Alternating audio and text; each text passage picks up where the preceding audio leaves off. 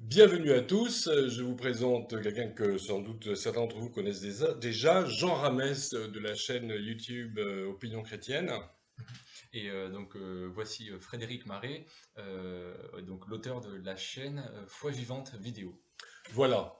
Et donc nous nous retrouvons pour les fêtes de fin d'année. Donc nous enregistrons cette vidéo donc à Marciol, à mon domicile en Isère, le 31 décembre 2021. Et donc en fait, on a vécu des choses dernièrement à l'occasion de ces fêtes de Noël tous les deux, et l'idée, enfin, qui nous ont donné l'idée de faire cette vidéo sur le sens de l'Évangile, pas forcément de Noël en tant que tel, mais en tout cas, on entend dire des fois dans certains milieux chrétiens ou de chrétienté que Noël annonce la naissance de Jésus, que bien sûr c'est une bonne nouvelle. Nous, en tant que chrétiens, on sait pourquoi. Mais ce qui nous interpelle quand même, la question qui nous taraude, c'est les gens qui nous entourent, dans leur majorité, eh bien, n'ont pas forcément tous totalement oublié que Noël est historiquement une date qui a été choisie dans l'histoire de la chrétienté pour commémorer la naissance de Jésus, non pas pour fêter son anniversaire, mais commémorer sa naissance à une date bon, qui n'a rien à voir avec celle de sa naissance, qui est inconnue. Et cependant, qu'est-ce que cette naissance peut bien signifier pour les gens qui nous entourent, pour nos contemporains? L'idée populaire se résume au fait qu'un bébé est né en Judée il y a 2000 ans et que 30 ans plus tard, il a fondé une religion. Mais encore. Mais encore. Voilà. Donc, qu'est-ce que ça peut bien apporter à chacun? Et moi, parfois, surtout dans mon métier, je travaille dans l'enseignement catholique, avec une pastorale qui est des fois un peu légère dans son annonce de l'évangile. Où on fête la naissance de Jésus, c'est une bonne nouvelle, youpi, mais encore. Voilà. Oui, donc en fait, on se rend compte que parfois l'iconographie chrétienne parfois peut induire en erreur. Et on pense souvent au petit Jésus Voilà. dans la crèche avec, On y va, ah oui, effectivement. voilà, avec les animaux autour, tout ça. Et, euh, et on se dit, mais enfin, on parle pas vraiment du Jésus Christ adulte qu'on voit dans les évangiles.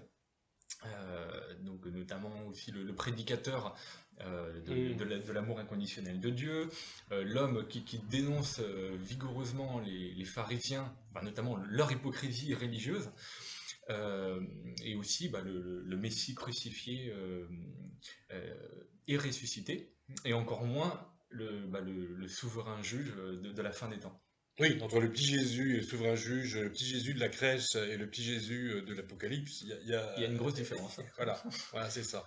Donc c'est vrai qu'il faut éviter de prêcher un évangile lacunaire, qui serait plus l'évangile, hein. Mhm. Donc une bonne partie de la chrétienté, justement, des gens de la chrétienté, hein, faut bien faire la distinction entre le christianisme et ce qu'on en fait historiquement et sociologiquement, donc la chrétienté.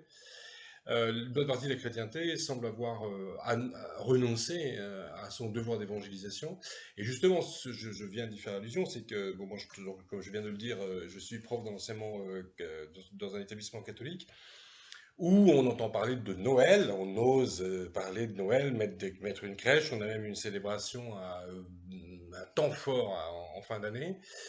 Et donc, le vendredi qui a précédé le départ en vacances, donc ça m'a quand même choqué, et c'est ça aussi qui est fil en aiguille dans nos conversations, nous a entre autres mené à faire cette vidéo, c'est que ça m'a quand même surpris et peiné d'entendre un très vieux prêtre qui a pas encore un travail énorme comme tous les prêtres catholiques là dans les très vieux curés souvent et des vicaires qui sont plus très jeunes non plus, qui font un gros boulot ici dans nos campagnes. Donc il a énormément de mérite et il a tout mon respect et mon affection aussi, ce prêtre. Donc c'est le curé d'un village voisin. Enfin, de l'avoir entendu, ce vieux prêtre de 85 ans, de la part de qui on pourrait s'attendre à un certain conservatisme quand même, dire simplement, voilà, il était devant 450 collégiens rassemblés dans la cour de l'établissement, et il leur dit, voilà, la naissance de Jésus, c'est une bonne nouvelle. Et je me suis dit, et j'étais à côté de moi, il y avait une collègue qui est catholique et qui a une pratique dans un milieu plutôt traditionnaliste. Et tous les deux, on s'attendait quand même à ce qu'ils disent un peu ce que c'était que la fête de Noël, quoi. C'est une bonne nouvelle. Et il nous dit, parce que Jésus est venu nous dire que Dieu nous aime. C'est vrai que Jésus est venu nous dire que Dieu nous aime, mais comment est-ce que la Bible, elle, nous dit que Dieu nous aime? Donc, le Nouveau Testament nous parle de l'amour de Dieu en des termes beaucoup plus clairs, et notamment, nous lisons en Romains 5,8, donc l'épître aux Romains des protestants, elle vient tout de suite en mémoire. Donc, en ceci, nous dit l'apôtre Paul, Dieu prouve son amour envers nous, lorsque nous étions encore pécheurs, Christ est mort pour nous. Donc Jésus est venu pour mourir, donc déjà c'est un calme, on peut dire. Mm. Et Jésus est venu nous dire que Dieu nous aime et que nous sommes pécheurs et que nous avons besoin d'être réconciliés avec le Créateur. Mm. Nous sommes des pécheurs qui avons besoin d'une réconciliation et Jésus vient apporter cette réconciliation. Et comme l'a annoncé, je crois, 600 ans avant la naissance et la mort de Jésus, par le prophète Ésaïe, en Ésaïe 53,5, le châtiment qui nous donne la paix est tombé sur lui. Il est venu pour porter notre châtiment à la croix. C'est pour ça que c'est une bonne nouvelle, Noël, en fait. Voilà. Et en fait, côté évangélique, en fait, on se rend compte que le problème, il est un peu similaire. Oh, on évangélise quand même, c'est les évangéliques. Ouais, mais après, la manière de le faire et ce qu'on dit, bah, C'est ça. ça change tout. C'est ça. Et moi, je peux témoigner parce que en 2021, j'ai rencontré un pasteur, donc évangélique, chrétien engagé. Et en fait, je lui disais simplement que j'avais à cœur de faire de l'évangélisation à titre personnel, de distribuer des tracts. Et sur ces tracts, qui n'étaient pas de moi, hein, que quelqu'un d'autre avait fait, bah, il était question de la culpabilité de tous les hommes, hein, tous les êtres humains. Notamment vis-à-vis des exigences de Dieu. Enfin, Oui. voilà, ça expliquait le rôle de la croix, enfin, pourquoi Jésus est mort, et notamment il y avait une insistance voilà, sur le fait qu'on ne peut pas respecter tous les commandements de Dieu parce qu'on est pécheur, etc. Et en fait, le pasteur, quand je lui ai présenté ma démarche et qu'il a vu ces tracts, il m'a dit ah non, non, non, mais faut parler de l'amour de Dieu, il faut pas condamner les hommes, tout ça. Et en fait, j'ai compris que ça le dérangeait un peu cette notion de culpabilité, et il mettait plus en avant l'amour de Dieu que la culpabilité des êtres humains. Et là, pour moi, j'ai senti un déséquilibre, une volonté d'occulter cette mauvaise nouvelle, en fait, enfin, ce qui dérange, en fait. Et voilà. Et en parallèle, dans la même année, je voyais aussi sur la place Bellecour à Lyon des chrétiens évangéliques aussi qui faisaient un témoignage public hein, devant tout le monde. Et ils avaient mis un grand panneau Jésus sauve. Oui. Alors j'étais très reconnaissant. Enfin, Sauf de quoi et... voilà, Voilà. c'est ça, Jésus sauve. C'est oui, mais de quoi? Et ça, malheureusement, c'est qu'il y a une partie du message qui n'y est pas, parce que, à mon avis, ça dérange. Hein. Je pense que. Voilà. Et c'est là de ce dont on veut parler avec Frédéric. Oui, moi je me souviens littéralement d'avoir dans ma famille annoncé Jésus sauve et qu'on me réponde mais je suis pas malade. Oui, la personne qui m'a répondu ça, elle est tout à fait sérieuse. Moi, je suis dans une famille qui n'est pas du tout religieuse. Hein. Et on m'a dit, mais je suis pas malade, donc j'ai expliqué. Voilà.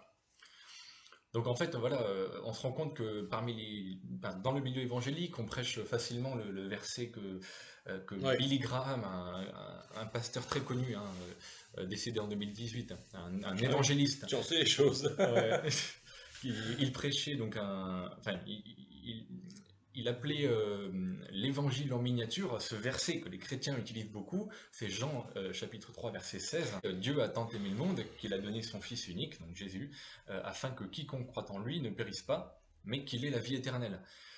Sauf que on oublie la suite, hein, qui se trouve 20 versets plus bas, et qui complète ce verset-là, et qui dit, Jean chapitre 3 verset 36, « Celui qui croit au Fils a la vie éternelle, celui qui ne se confie pas au Fils ne verra pas la vie, mais la colère de Dieu demeure sur lui. » Et là c'est clarissime, quoi, la colère de Dieu.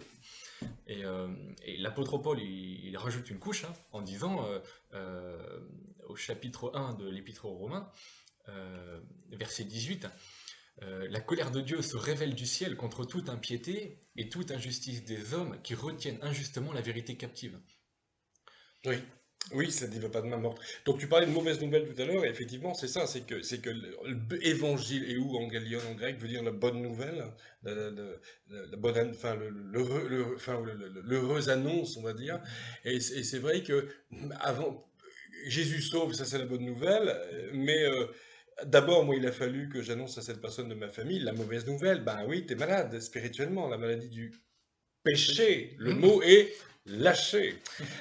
Donc, c'est que le péché, c'est pas très funky, quoi. C'est très compliqué d'en parler dans notre culture aujourd'hui. Enfin, ici et maintenant, c'est-à-dire dans le monde occidental, industrialisé, postmoderne, 21e siècle. Mais c'est bien de ça qu'il s'agit, c'est-à-dire qu'il s'agit effectivement du fait qu'on est séparé de Dieu par une rébellion qui se manifeste dès le plus jeune âge, quoi. Alors après, on peut théologiser, parler de péché originel, etc., mais sans aller dans ces considérations-là. De toute façon, tout être humain est pécheur, c'est-à-dire qu'il fait ce que Dieu ne veut pas qu'il fasse. Donc il faut se résoudre à l'idée qu'avant de recevoir la bonne nouvelle d'un salut possible et offert, possible en Jésus-Christ, offert par Dieu en Jésus-Christ, il faut recevoir la mauvaise nouvelle de notre culpabilité devant Dieu et donc de notre péché. Donc dire aux gens qui sont pécheurs, qui sont en rébellion contre un Dieu dont ils ne sont généralement même pas convaincus de l'existence, hein, dire qu'ils sont sous la menace d'un jugement et qu'ils ont besoin d'être réconciliés avec Dieu et sauvés, bah c'est là tout un enjeu énorme. C'est l'enjeu, le lourd enjeu, le difficile enjeu de l'évangélisation dans le monde, dans lequel nous vivons, dans notre civilisation qui est relativiste, tout se vaut, qui est sûr de lui, hédoniste, c'est-à-dire qu'on croit, comme tu en parles dans ton bouquin, qui s'appelle Dieu, raison et sens de notre existence. Voilà. Placement de produit. Mais voilà, c'est bien d'en parler aussi. Donc tu parles de l'hédonisme dans ce bouquin, et c'est vrai, donc l'hédonisme, dis-nous ce que c'est. Bah, c'est le fait de considérer le plaisir immédiat comme une valeur suprême. Voilà, c'est ça, c'est ce que je recherche avant tout, c'est mon plaisir immédiat, et peu importe les conséquences. Et surtout, moi je parle surtout du relativisme du bien et du mal. C'est ça.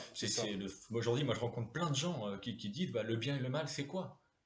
Enfin, moi j'ai même j'ai des proches qui me disent c'est quoi le bien et le mal? Oui, c'est aussi sous la tendance New Age. Ouais, c'est-à-dire que moi, comme tu sais, je suis proche, je dirais professionnellement, de gens qui sont très branchés sur ces nouvelles spiritualités, etc., où on te dit qu'il n'y a plus rien n'est bon ni rien n'est mauvais, et donc les gens ne disent pas bonne journée, mais belle journée. Et si on tend l'oreille sur des gens qui sont très branchés sur l'ésotérisme, je me suis rendu compte que le matin, ou quand ils nous rencontrent, ils disent pas bonjour, mais beau jour. Bonjour. Voilà, je me suis rendu compte de ça, parce qu'on peut même pas souhaiter aux gens un bon jour, une belle journée, un beau jour, ça va, mais parler de bon, ça devient pour eux manichéen, moraliste, et puis surtout, ça a une connotation chrétienne, et ça va plus du tout. Donc voilà, et c'est un monde qui est de plus en plus athée, pour la première fois depuis toujours, pour la première fois de son histoire. En France, il y a maintenant il y a eu un sondage qui est paru il y a quelques semaines, au début décembre, je crois, 2021, comme quoi 51% des Français interrogés se disent athées. C'est une première. Voilà. Alors, la France est le 4e pays le plus athée au monde, d'après certains autres sondages.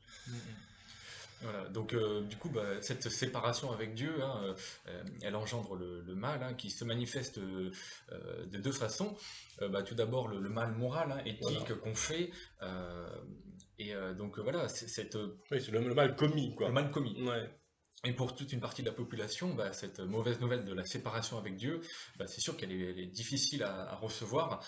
Même la notion de péché, elle n'est pas prise au sérieux. Enfin, honnêtement, combien de moqueries on peut entendre au sujet de la religion, du péché? Ça fait très moraliste. Oui, même des traductions bibliques récentes, des fois font prennent des détours pour pas parler du péché. Je pense qu'une note en bas de page devrait suffire. Ouais. Mais en tout cas, oui, c'est difficile de parler de ça. Ouais. Mais du coup, généralement, des gens se disent si on est bon citoyen, bon parent, bon voisin, bon ami, c'est bon, quoi, on n'a rien à se reprocher, tout va bien, il n'y a pas de péché. Sauf qu'on oublie en fait que les exigences de Dieu, c'est pas celles des hommes. Et du coup, c'est là qu'il faut prêcher l'évangile et prier pour que Dieu, par l'Esprit Saint qu'il envoie, convainque les êtres humains qui sont pécheurs. Il faut qu'il les convainque de péché, de justice et de jugement, pour montrer que tous les êtres humains sont sous la menace d'un jugement. Oui, c'est dans l'évangile de Jean, Jean 16,8, où justement il nous est dit que le Saint-Esprit convainc de péché, de justice et de jugement. C'est ça que tu fais référence. Et voilà, donc il y a quand même une seconde, il y a aussi une seconde manifestation du mal. Tu parlais du mal commis, il y a aussi le mal subi, c'est la souffrance. Donc le péché et la souffrance sont les deux manifestations du mal, et sont de la même manière les conséquences de notre séparation d'avec Dieu. Donc, et donc cette souffrance, elle peut être physique comme elle peut être psychologique. Et donc c'est le mal qu'on subit. Et donc ce mal-là aussi est une conséquence, donc, comme je dis, de cette séparation. Donc il existe toute une partie de la population qui pourraient être plus sensibles du coup à l'évangélisation et qui pourraient être plus, donc oui, sensibles à l'idée, enfin, enfin, qui pourrait mieux recevoir cette mauvaise nouvelle. C'est-à-dire de dire effectivement je suis séparé d'avec Dieu et cette mauvaise nouvelle c'est presque une bonne nouvelle en elle-même puisqu'elle est le diagnostic, elle est l'explication de leur mal-être. Des personnes qui sont conscientes de leur vie intérieure, qui souffrent d'un profond mal de vivre, recevront, pour certaines d'entre elles en tout cas, bon, elles recevront plus facilement, plus volontiers l'évangile en tant qu'explication de leur mal-être. Quand on leur dit, voilà, une réconciliation avec Dieu peut vous apporter une plénitude. Donc pour ces personnes, la mauvaise nouvelle de la séparation d'avec Dieu donc, peut être positive et perçue comme une explication de leur malheur. Et parlons de Pascal, hein. Pascal, oui, Pascal Blaise. Oui. Voilà, j'ai dit Pascal, je me suis dit d'accord, ok. Oui, bah, alors qui nous dit, oui, c'est la citation, c'est ça, C'est ça. voilà, qui nous dit il nous parle de ce malaise, de ce malaise intérieur comme ce gouffre infini qui ne peut être rempli que par Dieu lui-même. Voilà. Donc c'est ce vide qu'il y a dans l'être humain ne peut être comblé. C'est comme une pièce de puzzle en fait dans le cœur, dans l'âme, qui manquerait ce vide où il y a que c'est Dieu qui peut venir la remplir, quoi. Ouais. Mais surtout un peu presque dans la même idée, la Bible, elle affirme clairement que Dieu a mis dans le cœur de tous les êtres humains un peu la pensée de l'éternité, le fait qu'il y a sûrement quelque chose après la mort, que les choses ne s'arrêtent pas à la mort, hein, que la mort n'est point un point final. C'est ça. Du coup, on voit qu'il est inné chez tous les hommes, hein, tous les êtres humains, de se poser la question de l'après-vie. Qu'est-ce qu'il y a après du coup, certaines personnes, quelle que soit leur confession, hein, athées, agnostiques, bouddhistes, ou autres, parfois peuvent avoir peur de la mort et s'interroger. S'interroger sur ce qu'il y a après, quoi. Ouais. Et pour les gens qui sont réconciliés avec Dieu, la Bible enseigne qu'ils vivront éternellement avec Dieu, donc dans ce qu'on appelle le paradis, hein, de manière plus populaire, et ils vivront dans un monde sans injustice, donc débarrassés littéralement du péché, de l'injustice, des crimes. C'est vraiment une nouvelle qui, moi, personnellement, me réjouit et qui réjouit tous les chrétiens du monde entier. Du coup, le livre de l'Apocalypse au chapitre 21, si je dis pas de bêtises. Ouais, verset 4. Verset 4, il dit... si c'est à ça que tu penses. Oui, vas-y. Il est écrit, il essuiera, donc Dieu, hein, Dieu essuiera toute larme de leurs yeux, et la mort ne sera plus, et il n'y aura plus ni deuil, ni cri, ni douleur, car les premières choses ont disparu. Franchement, moi je ne demande qu'à voir ça, quoi. Voilà, c'est l'éternité qui est promise aux élus, en fait. Alors, il n'est bien sûr pas populaire du tout de parler de réprobation éternelle, par contre, pour ceux qui n'ont pas accepté le salut présenté pas par Dieu, et pour autant, il ne convient pas de céder à la démagogie dont on parlait un peu plus tôt, en ne parlant finalement à nos semblables que de ce qui leur fera plaisir. Et comme dans les dérives que nous avons désapprouvé il y a quelques minutes. Donc, loin de certaines caricatures médiévales aussi, parce qu'il y a aussi l'idée qu'on se fait de l'enfer avec les démons qui font griller les gens sur des barbecues, oublie que les démons, eux, subiront un châtiment supérieur, un châtiment suprême. Et donc, en tout cas, loin de ces caricatures médiévales, quoi qu'il en soit, le Nouveau Testament annonce la réalité du châtiment. Et même s'il est difficile à comprendre cette réalité des châtiments, si on observe les textes, on sait finalement peu de choses. Luther disait à propos du paradis, comme l'enfant dans le ventre de sa mère sait peu de choses sur le monde, nous savons peu de choses sur le paradis, ce qui est l'image est plutôt bien trouvée. Sur l'enfer, on sait peu de choses aussi. On perçoit, à travers les textes bibliques, une autre réalité qui est décrite de façon très métaphorique. Mais quoi qu'il en soit, même en sachant aussi que les peines subies dans l'autre monde seront proportionnelles aux fautes, ça, même chez les évangéliques, on oublie souvent ça. Dans ces cas-là, je renvoie les gens qui veulent en savoir plus à Luc 12, verset 47-48.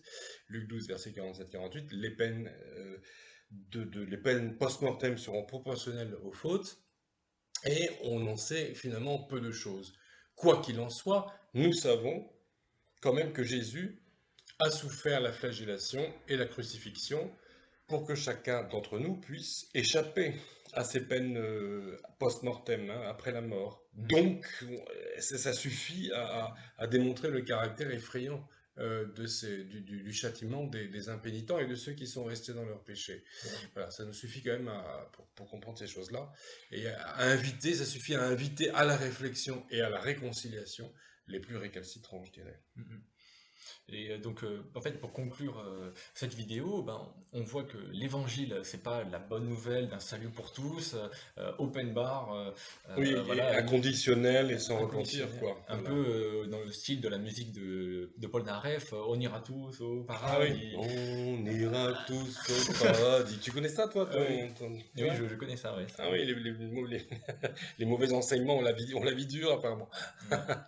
Voilà. Et donc, ouais, et à l'inverse, c'est pas non plus que une mauvaise nouvelle, c'est-à-dire d'un châtiment universel pour tous les hommes, c'est-à-dire Auquel on pourrait pas échapper, quoi. ouais, c'est ça, et qui serait presque injuste.